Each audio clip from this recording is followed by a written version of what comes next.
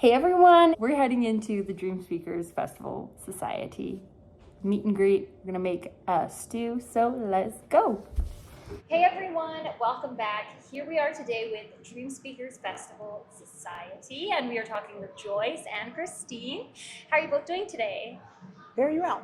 Yes, I'm doing really good. Thank you for having us. Thank you so much for being here. We're so excited. And we are going to be making a special dish today. What are we making? We are making Rubaboo Stew. Awesome. And what is Rubaboo Stew? Rubaboo Stew is a Métis dish cooked amongst many Métis people, but originated back in the fur trade industry when voyageurs and coureurs de bois from French Canada came over to be involved in the fur trade. And of course, they had to have something to eat, and they had to have something that was fairly light. One of the things that they really relied on was pemmican, but they also relied on Rubaboo stew. So they would put into their Rubaboo stew some sort of fat, and we're going to substitute the fat with bacon here. And they had to put into the stew something fairly light and nutritious. So they couldn't carry pounds and pounds and sacks of food, so they would get dried peas, which didn't take up a whole lot of room and was easily packed. And they would also get dried corn from the settlements down east. The native settlements there grew a very large amount of corn.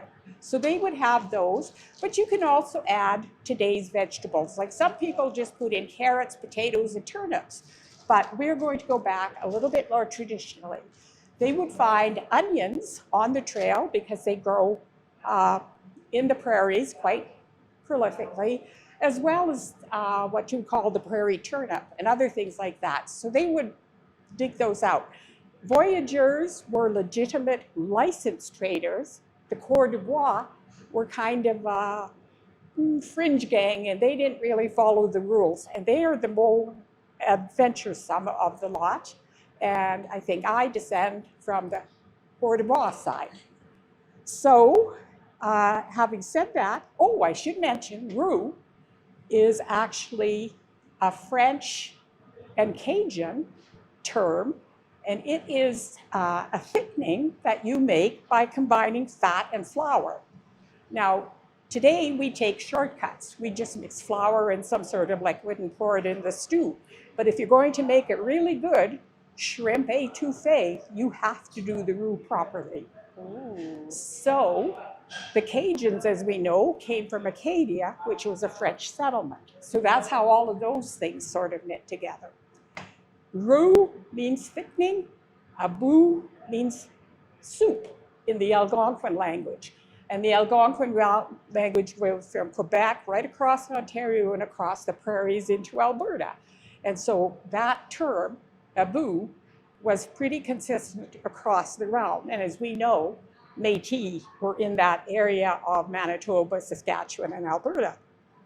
So, do we want to get on with making it? Yes, please. So, we were very lucky. We had an ambitious person do some of this for us.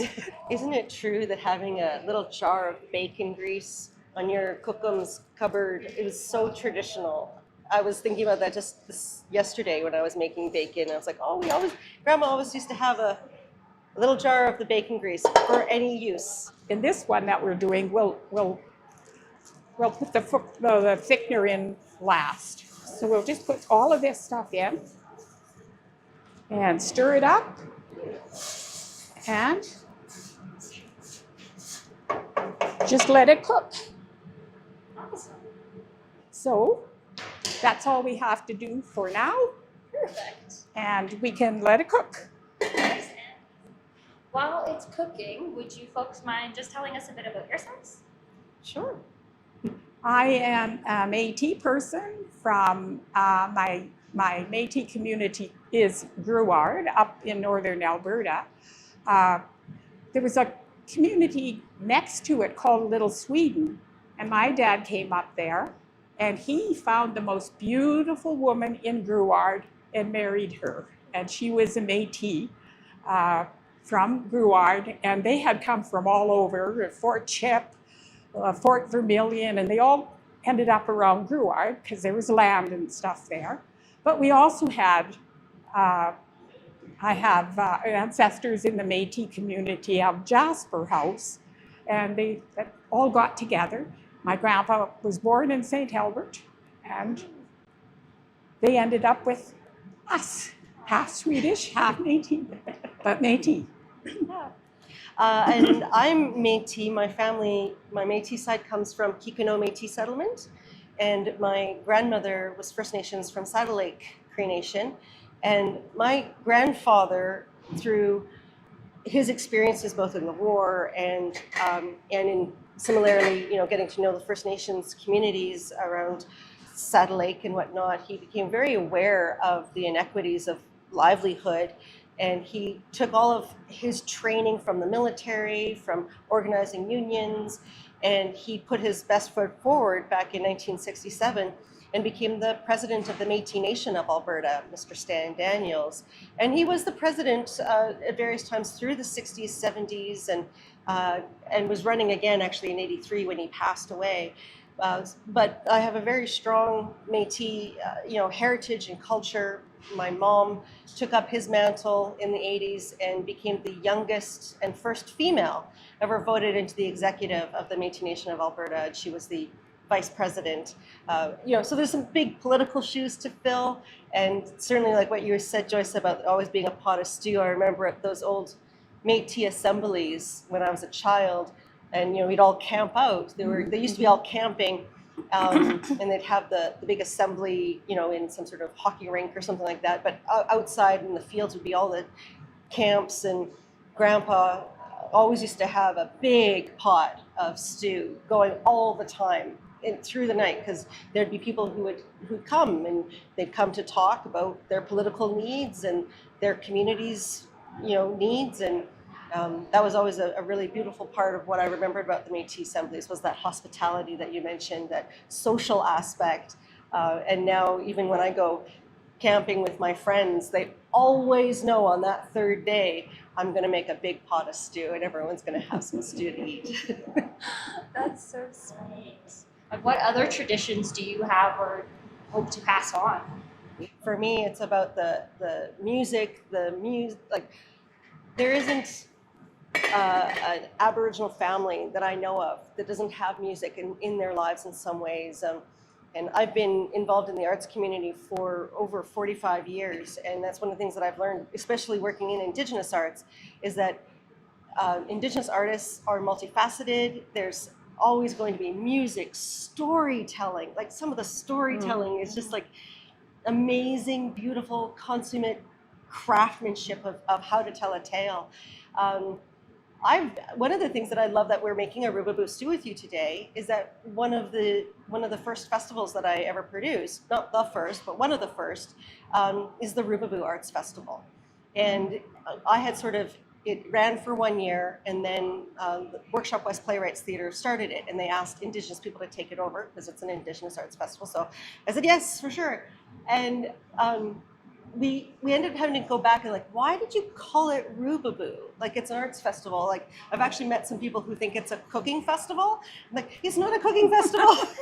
It's not. Should we change the name? And in fact, what we did was we sat with some Métis elders and we talked about what is the purpose and meaning of having that name. And we talked, just as Joyce said, right? It's the food that they would have on the trap line.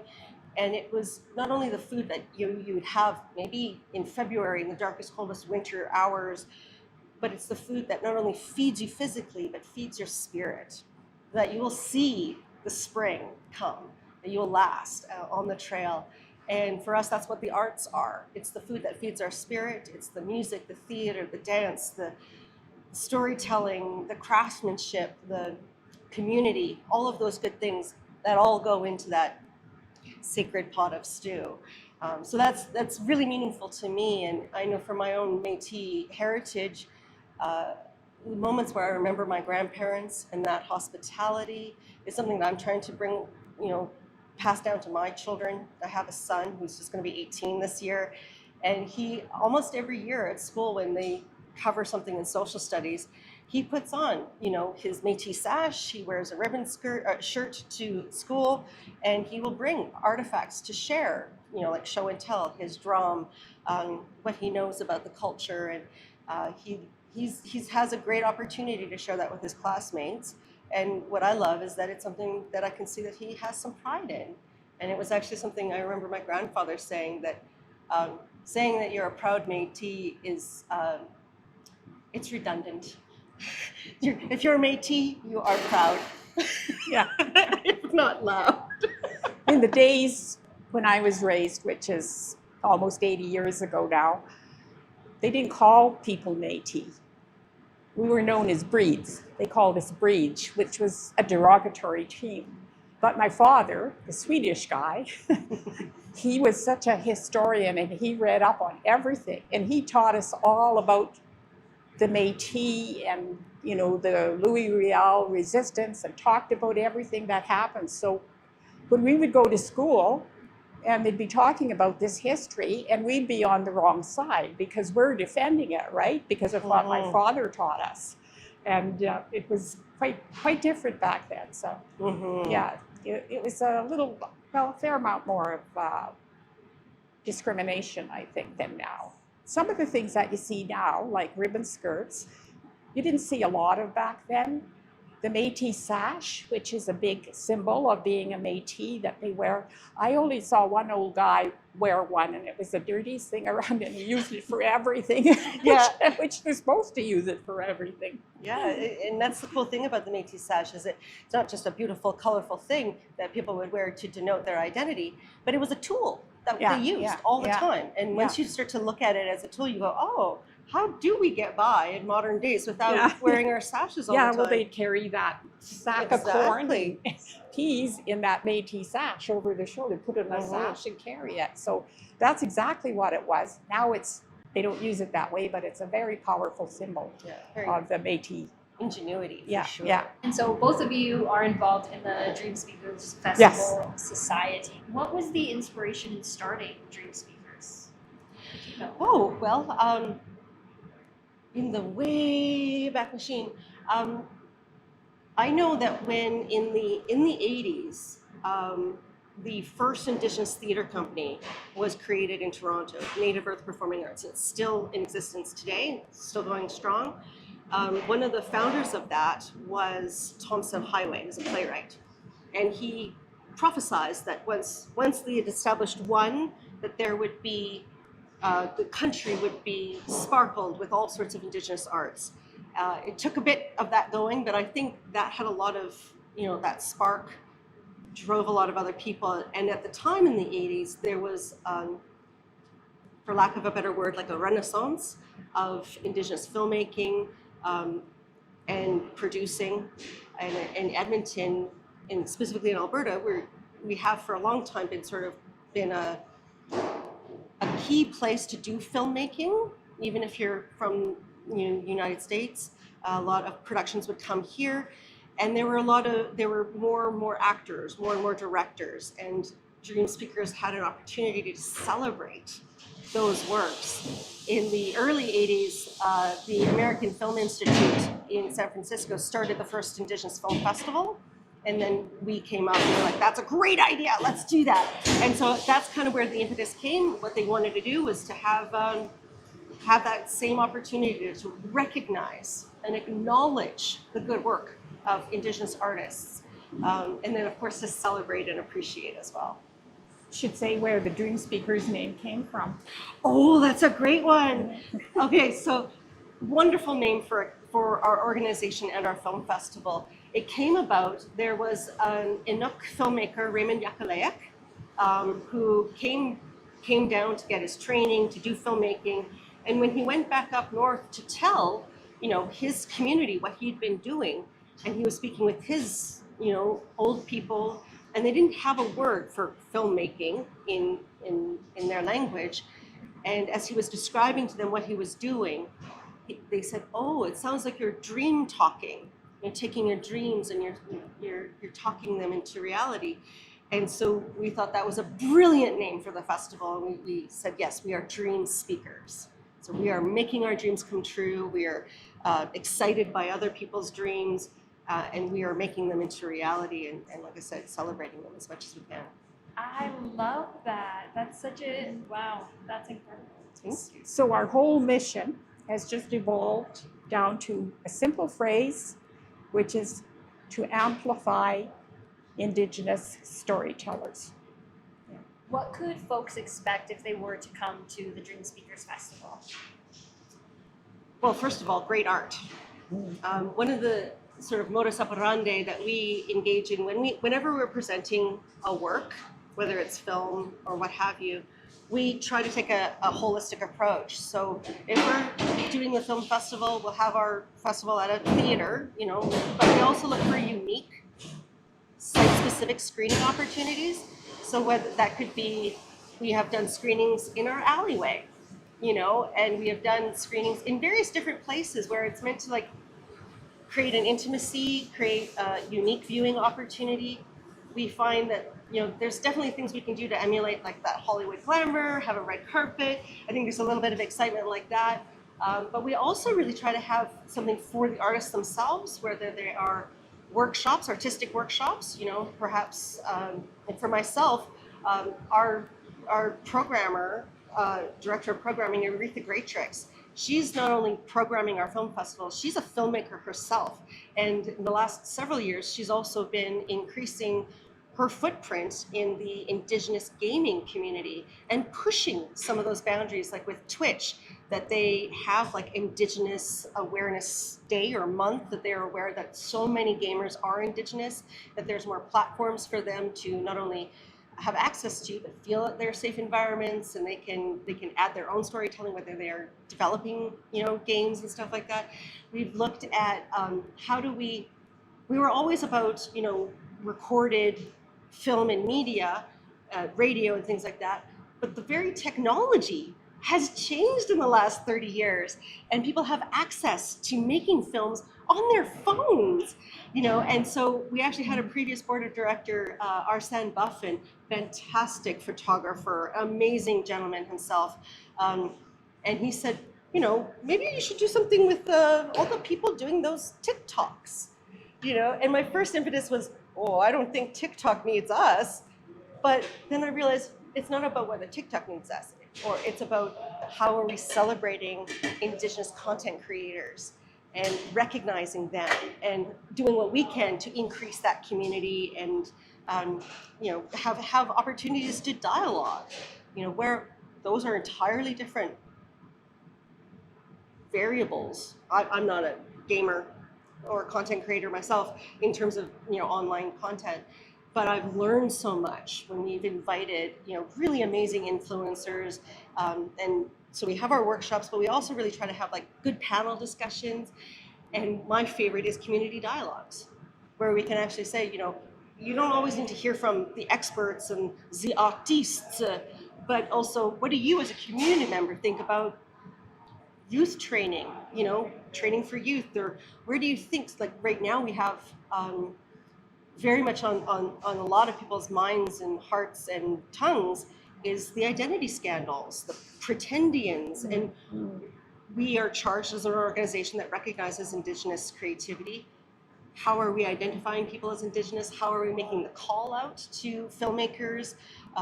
So every year we kind of refine our call out, the vocabulary that we're using, and seeing how that creates, you know, what intake we can get from that. And then it's brilliant when we can then share that with the community and hear what they think. So always being touching stone with the community as much as possible. But can I say, just from an audience point of view, like about the International Film Festival, I love that festival. We get films submitted from all over the world. And the one lesson that comes through over and over and over again is how Indigenous people have been treated by settlers or colonizers, whether it's Australia, New Zealand, the Sumi in northern Sweden, no matter where, Japan, no matter where you are, the stories are all the same. And I know what I really enjoyed the most when I go to this festival is going to the kids, the films we put together for the kids, because they will watch sad stories, happy stories, teachable stories, and they react so emotionally to them, like they get right in it. Yeah. I had my granddaughter saying, "No more Kayam," because there's Kayam is a word that in Cree that you let things go. And so somebody will do something and they would say Kayam many times, let it go. But she saw a film called No More Kayam, and she said, "That's horrible what happened." And then she was going, "No more Kayam." I think that it's such an important point that you bring up, Joyce, is what our children and youth can take away from seeing the art of their community and their elders, and beyond them. I remember being a young teenager myself, and I was involved in the powwow community, and my grandmother, who ran the White Braid Society, would always work really hard to have opportunities internationally for the youth. So at 13 years old, I got to go to Japan for the Expo 85. And Excuse me. Sorry, you bet. And one of the things that I felt was I felt like a movie star. They had the red carpet out for us. People would come to our events. They'd ask for my autograph. And when I came back, I realized there are people around the world who care about my culture. And even if sometimes it feels like we are discriminated here at home or in your neighborhood or what have you with certain systemic, issues, there are people around the world who do care and who appreciate. And having that opportunity makes it opens you up a little bit more. How was the stew? Excellent. Excellent. I must say so myself. That's fantastic. Awesome. While we, I guess, serve it, I'll ask you our last question. It doesn't have to be specific to the festival or anything like that, but what would you say is the best piece of advice you've received throughout your life? Both of you. You go first. I don't know. There's so many people. My father, I would talk about stuff. He called me Dream Girl. And I would talk about stuff and say, "I'm going to do that. I'm going to do that." And he'd always say, "I know you will. I know you can." And I guess that's one of the things. The other thing was I trained as a nurse. And there was one lady that her voice is in my head still. And she would always say, "Put yourself in the patient's place." So throughout my career, I always put myself in the patient's place. Yeah. And that's how you approach it every time. That's beautiful. I'm going to do that too. I think for me, I was a fairly young woman. Again, it was a woman I was associated with, and she saw I was really upset one day. And she came to me and she said, "Why are you so upset?" I said, "Well, I should be able to fix this." And she looked at me and she had that little sparkle in her eye and she said, "Where there are expectations, there's little room for joy." And I use that one a lot. I mean, I changed it a little bit. She said, "Where there's expectations, there's no room for joy." But I changed it a little bit because, depends on the person and the place and the thing. But I find that if I am upset with something, it's usually because I'm expecting that I can fix it, I can do something with it. And sometimes we don't have that. Sometimes we have to just understand it. If you expect something and it happens, you're not necessarily joyous anyway. You expected it. So I think it's about sort of staying on the side of flexibility, keeping your expectations in check. Sorry. Oh no, and always having room for joy. So voyageurs and coureurs de bois would stop twice a day for a meal, and they would cook this up, and they would serve it with bannock. They might throw some rolled oats in if they had it to thicken it. just for a little more carbohydrate, and they would feast on this. Mm-hmm. Well, it is delicious. Thank you both again so much for sharing and cooking and allowing us to have this wonderful conversation. It was so awesome. Dreamspeakers is all First Nations people, including status, non-status, and the Métis. So. And Inuit, and like And we said, Inuit, right? Yeah. And because we're an Indigenous international film festival, we're every year we're opening our idea of what Indigenous is, and understanding, like, we've had Russian filmmakers, Japanese filmmakers, we are always looking at what that means to the people. So we hope that people will come out. You don't have to be Indigenous, you don't have to be Métis, you could just enjoy the stew. Mm-hmm. Thank you so much. Hey everyone, just finished up with Dreamspeakers Festival Society. Joyce and Christine were amazing. Insane. We made the Rubaboo Stew. Yes. I hope I'm saying that correctly. And I'd never made that before, but Joyce was so wonderful in leading us through that process and really speaking about the history and the tradition that's accompanied with it, because I don't know, I feel like you could just think that it's just another a stew. But it's not. Yeah. Like, we didn't plan that. No, I think it was amazing. Just hearing like the history and like the passion both of them had, and just the different, just the different people, but the same upbringings with like the culture and everything, and how they're talking about how they always had like just like small little things, like a cup of bacon grease on the counter, so you always like cook veggies with that, or like something. And I just think it's very sweet and very wholesome for them to be able to be so vulnerable and share all that stuff with us. Yeah.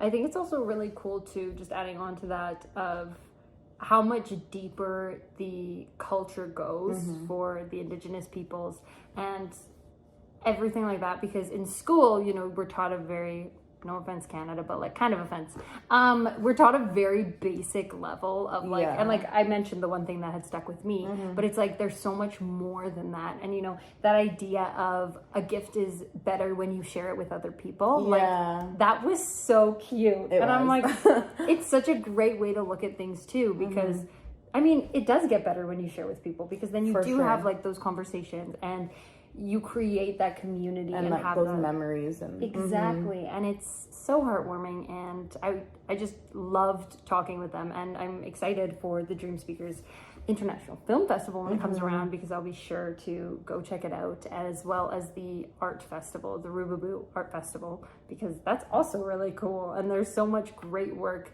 just in our city that I mean, I've never gone and seen. So yeah, it definitely goes what is it, overlooked? Yeah, it gets overlooked for sure. Yeah, I think it was amazing. I could honestly hear them speak about it for hours and hours. They were just so knowledgeable and like entertaining, and yeah, it was great to I love hearing people speak about their passions, and they were both very passionate. Yeah, I literally almost ran us over time that we had with them, because I was just like so into the conversation and like all the questions that I was asking and the stories. That's, I think, my favorite thing about having spoken with them is it wasn't answers that they were giving, it was stories. And like obviously the answer was in the story or whatever, but it was a lot more interesting than does the festival run XYZ answer and then end of conversation. Like it was very much like a learning in every single thing that we spoke about. And I'm very grateful for having had that experience and kind of having my eyes open to like a whole other world out there that I haven't necessarily like dove into. Yeah, I agree. So yeah, check it out.